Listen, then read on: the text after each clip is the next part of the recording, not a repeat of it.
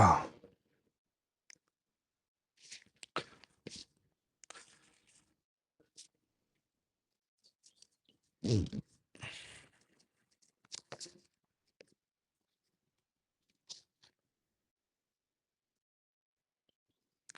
Hello there, neighbor.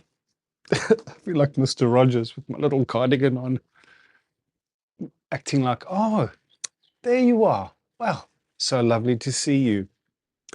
I normally start with, hey, doomscroller, because I really feel like um, that's the person I'm talking to, isn't it? We're all kind of doom scrolling this moment. I don't have any idea what I'm going to talk about today. So it's day 4 of the 20-day live challenge. And I don't know what the date is today, but it's coming to the end of another challenge that I set myself. So I'm not a Catholic by any stretch of the imagination, but I decided this year to practice Lent. I must admit, I don't really know even much about Lent. I know it's related to the story of in the Judeo-Christian mythos of Jesus, this character that um, became so central to Christianity today. I just want to share with you this little cold, crisp morning that I've got going on over here. I suppose it all looks the same to you, but this is the backdrop of our chat today. I'm sitting a little bit awkwardly because I'm trying to fit myself and everything into the camera. But no, I sat with the idea of Lent, and even when I'm working with clients or anyone that I care about, that I'm trying to help through things like vices. We've all got such strange relationships with our vices. And at the heart of that is shame, man. It's shame. Like we're ashamed of trying to fill a hole in us that our lives and the way that we are forced to inhabit our lives help create. I hope this mic's working okay.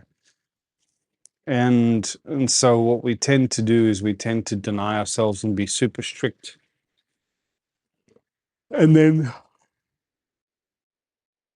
eventually, after too much like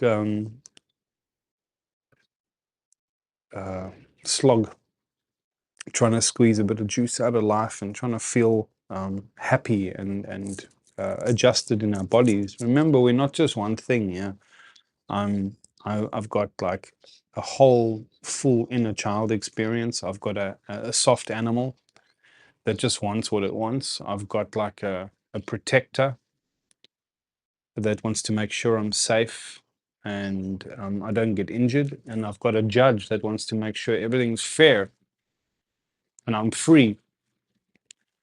And each of those things, the child, the animal, the protector, and the judge, the child, the animal, the protector, and the judge, each of those have conscious versions and like a shadow, unconscious, just raw reactive version. So the child becomes the wounded child, and the wounded child is all about shame and about fantasy and about living inside of story. And the animal, when we don't give ourselves what we need in that space, our animal, what does it want? It just wants its needs met.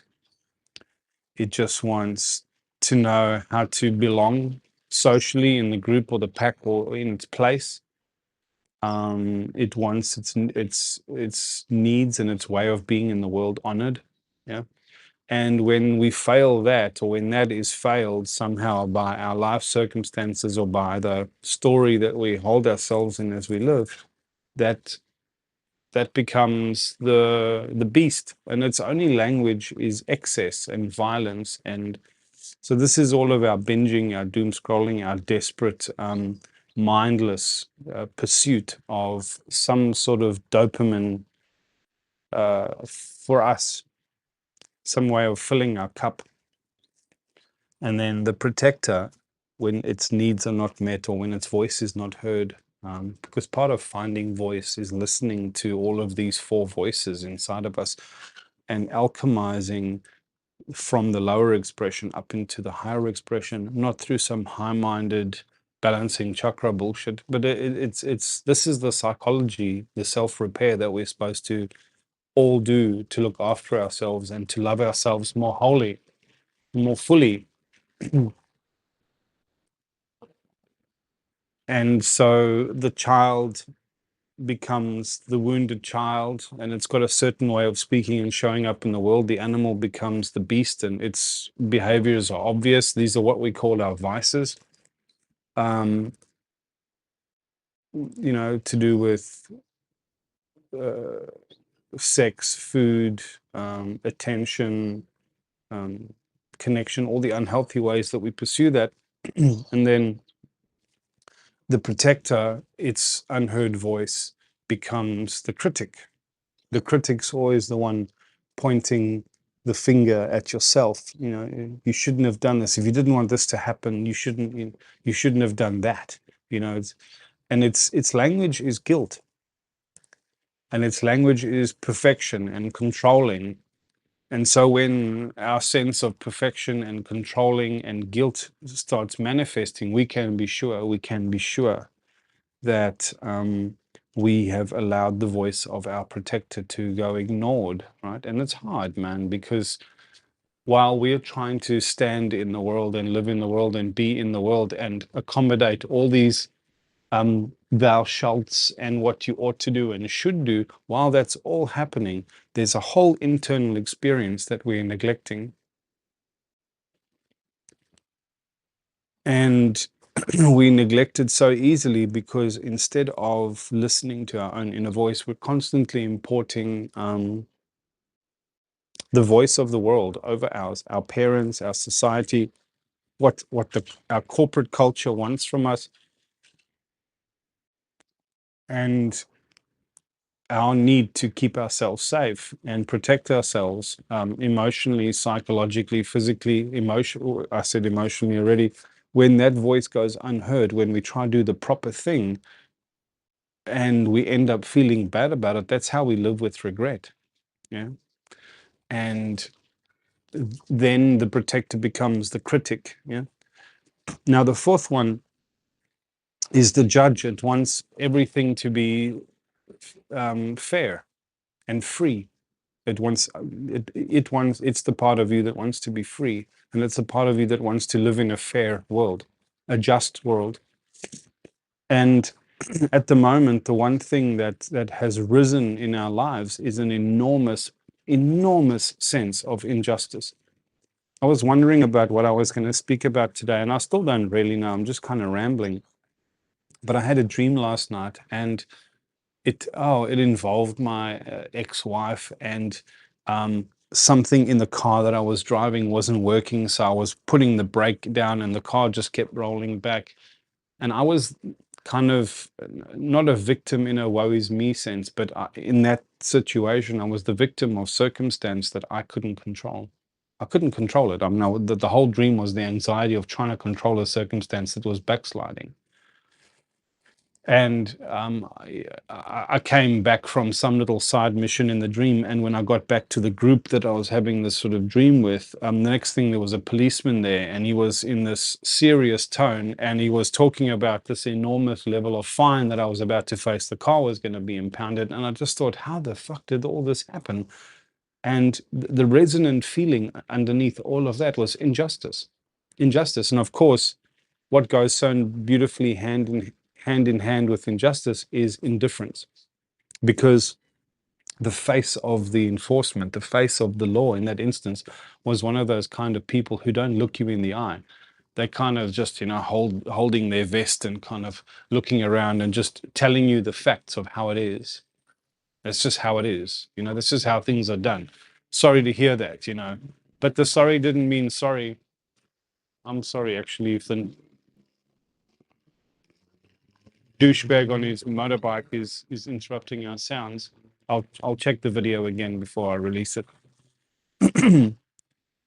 And the feeling that lived inside of me was injustice. Now, when we've looked at what each of those other voices, what happens to them when they're not heard. The voice of the child drops down into the wounded child.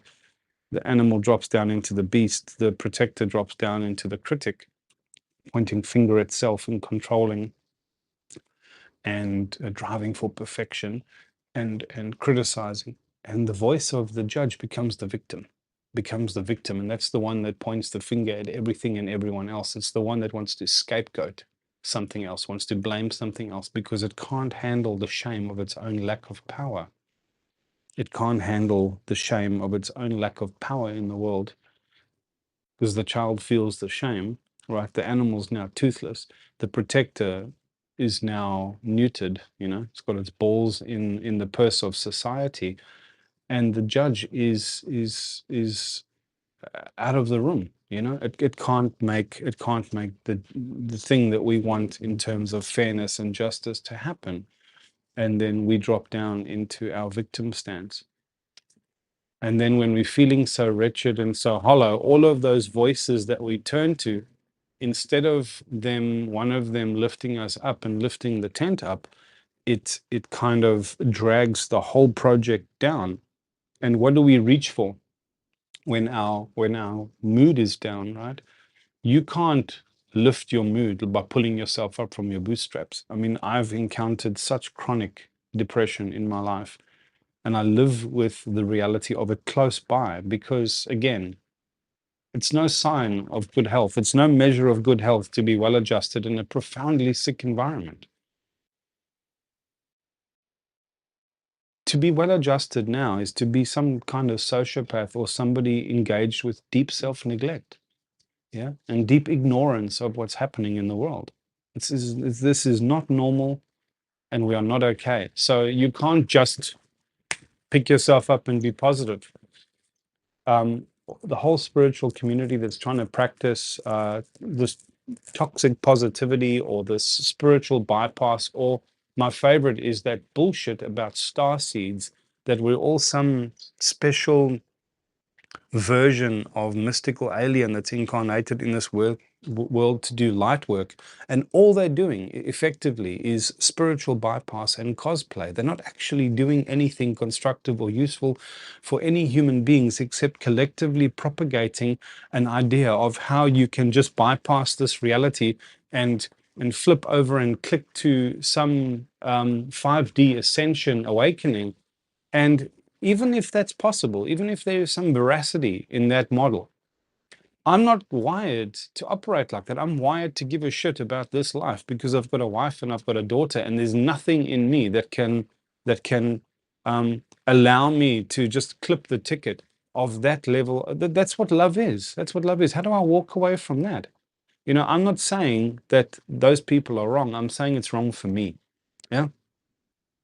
And the only thing I would ask of that cohort of humanity is, can you at least show the courtesy to the rest of us to realize that we're not all wired to play the game on some kind of psychological or psychic cheat codes. Some of us are wired to care for the village and care for the tribe, and we can't help that. That's just woven into our truth. That is our truth, right?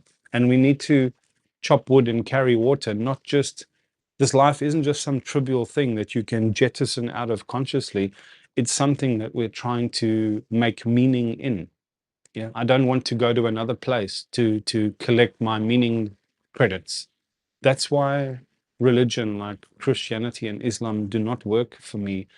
And I don't think they're ever going to work for the human race, because even if there is some miraculous truth smuggled in there into those two operating systems, the premise is this life doesn't really matter. All that this life matters for is as some kind of sorting mechanism for the real life that's going to come, and how you roll here really just helps you get put into the right queue.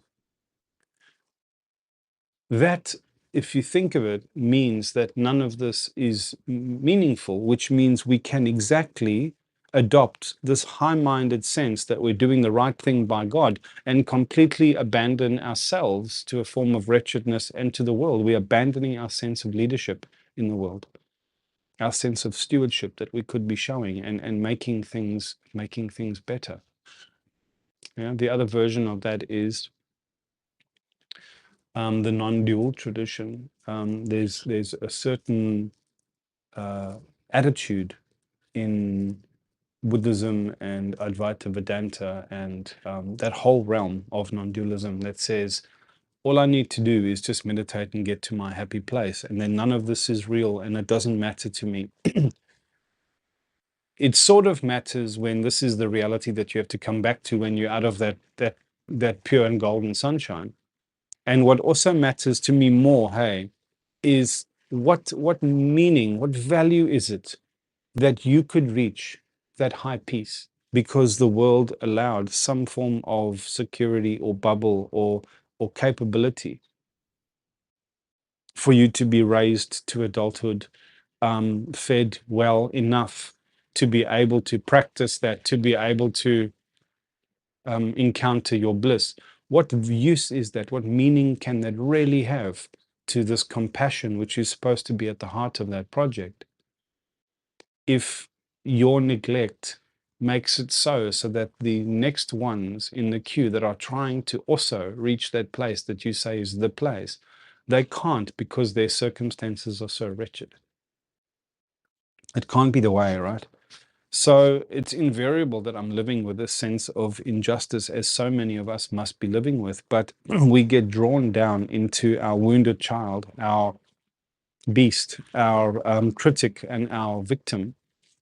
And what's missing? What's missing is not the voice that speaks and puts everything to right. It's the self, the conscious adult, present leader version of myself and yourself in your scenario that sits on top of that arrangement of four voices and listens, learns to practice listening to one voice and hold space for one voice at a time, one voice at a time. And so I'm reminded of that. And I was talking about Lent. So how this all comes home is that we're we're struggling on how to regulate our own mood and regulate our own happiness. And in that, there's four buckets that we can reach for in that. The one is our serotonin. That's our mood regulator, you know. And if your mood is down, like I said before, you can't just pick yourself up, not without faking something, not without shutting some important voice inside of you that needs heard and held. Yeah? The next one we've got is oxytocin, which is our connection hormone, which we get from affection and connection and reaching out, physical touch. And there's a few other ways, but all of those ways are the kind of things that we are, when you're down, the last thing you want to do is take your slab of misery and go and connect with other people. Yeah? So you withdraw, which means your serotonin bucket is tipped over and leaky. Your oxytocin bucket's offline.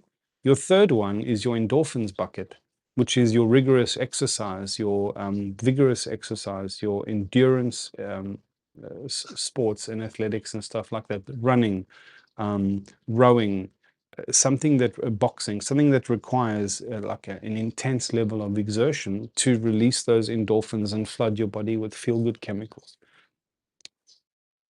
which of course is a reward to make us keep going back. It's a little mechanism that nature put in there to make sure that we want to do that. I really hope the cars aren't making too much noise. And the fourth one is dopamine, right? Dopamine, hey Tyler, dopamine is the bucket we reach for, like the chain we pull in the dark when we don't have our serotonin, we don't have our oxytocin, we don't have our endorphins, and we just reach for that easy chain in the dark. That's our binge eating, that's our snacking, that's our drinking, that's our relationship with drugs, that's our relationship with porn and with sex and doom scrolling. because it's those instant little hits that we get, right? Just to feed the dopamine. Now, think about what happens when all your other three buckets are underused. So your mood is already low, your serotonin bucket's fucked and it's offline. In that low mood, you're unlikely and unwilling, disincentivized to reach out and connect with other people. So you've got no access to your oxytocin. You're probably too lethargic and unmotivated to go out and run or exercise or go to the gym. So your endorphins are offline. And what do we keep reaching for in the dark? We keep reaching for our dopamine, our binging. And I call us doom scrollers, right? Because doom scroller means the way that you just mindlessly going through your phone, but it also means something else, huh? It means that in the sense of the world that we're living through at the moment, there's a sense of doom hanging over us. It's almost like one of those angels in the book of Revelations is reading the scroll. You know, the seals are being broken, the trumpets being blared, and it's reading from the doom scroll. And that pronouncement is what we're going through at the moment. So it's got this cool little double meaning. But the reason I was practicing Lent is because in myself, I got the sense that I need to get a new level of comfort with not denying myself something. Because it sounds like the right project, but it's deeply the wrong project. Not denying myself something, but making my sense of stepping away from habits something I can make devotional.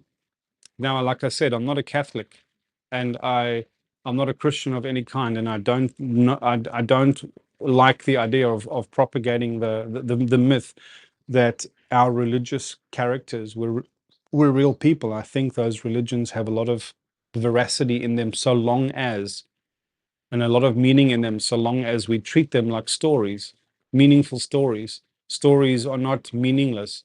They have great meaning in them, and we can extract value out of following the examples of the archetypes, whether as examples or cautionary tales. I'll talk about that maybe tomorrow. That's mythos, really. We really derive our understanding of life through our psyche, through the narratives and the stories and the tropes that we connect to. And all of that is mythos, and religion could be that. We could just stop confusing ourselves and admit at last that these are all stories. And to be able to fast, to be able to step away from something that has driven you a little bit unconsciously, like doom scrolling, like binge eating. I chose coffee. I chose coffee because there's nothing I love more than coming out here in the morning, doing my daily work and my daily reading, and sitting with a nice cup of coffee while the birds are flitting through the garden here. And it's not that I had a bad relationship with coffee. It's that was something that I liked and wanted, but I didn't need.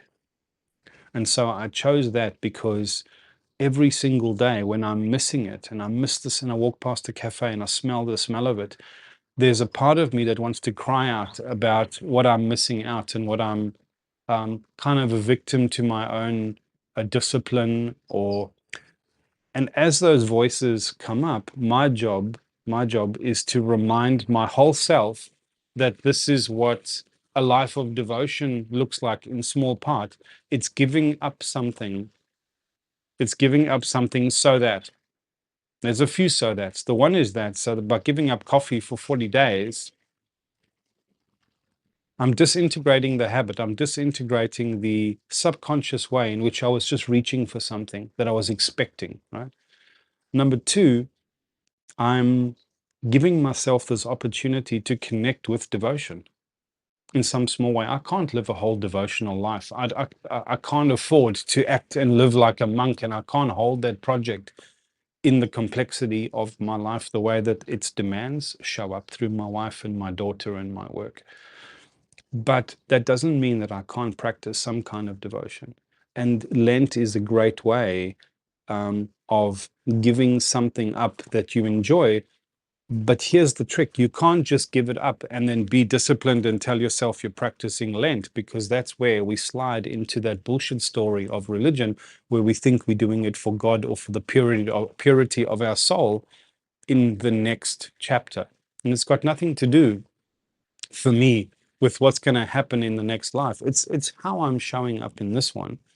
And to do something devotional means I can take all of that longing and that yearning, and I can kind of bundle it up and remind myself every single time, and in a very empowering way, that I'm doing this for a reason.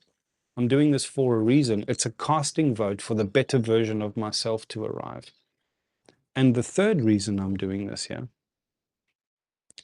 is dopamine in your body. When you just feed it all the time, it's like you need more to get the same effect. That's the nature of addiction. What we're looking for are hits, right? It's built into our physiology as human beings to behave this way because there was merit in finding honey because of the huge calorie benefit it would give us to survive, right? Because there's three things that humans or all organisms care about. It's avoid pain, seek pleasure, and conserve energy. And getting a sugar hit in the wild gives you two of those three, boom, straight away. And the reward, the motivation for doing it is the dopamine. Dopamine is not our reward chemical, it's our motivation chemical. Yeah. And then what happens when we just give into our urges and our binges and our doom scrolling is we diminish our capacity to feel that relationship between motivation and reward.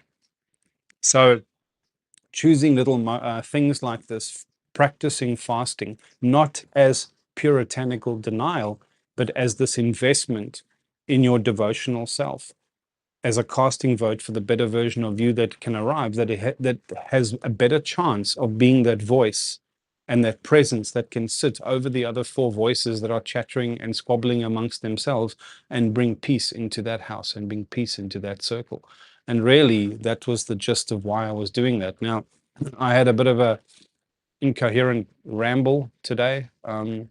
That's how it is. You know, the whole point of this 20-day challenge is not perfection. It's just speak whatever's on your mind. And for that, I hope that this has landed with people. I mean, I often say, if this was a bit dense, just this is me at normal level, man. I'm neurodivergent. I've got 6 million things going through my mind at all times. And if there's any rich density in this that matters to you, just normalize rewatching it. Well, we can do that. We can do that. We don't have to scroll on to the next thing. We can sit and distill one experience, like one cup of coffee or one video with somebody online or one bit of exchange, a conversation with a friend, a meal that we're having. We can sit and distill so much more value out of that and nourishment out of that and zing out of that juice. We can squeeze the juice out of life more in such moments if we're really, really present. And what's stopping us from doing something or reading something twice? Or instead of just powering through your meal, just stopping for a minute to savor something. So that's my invitation to you today. I'm going to go and find something that's not a coffee to savor because I've got a couple more days of Lent to practice. And maybe tomorrow I'll talk more spaciously and slowly about what my experience with Lent has been, because I don't think I quite explained the relationship between binging and devotion and fasting well. But c'est la vie. Anyway, folks, I'll see you tomorrow. Thanks, Tyler, for joining me. Take care.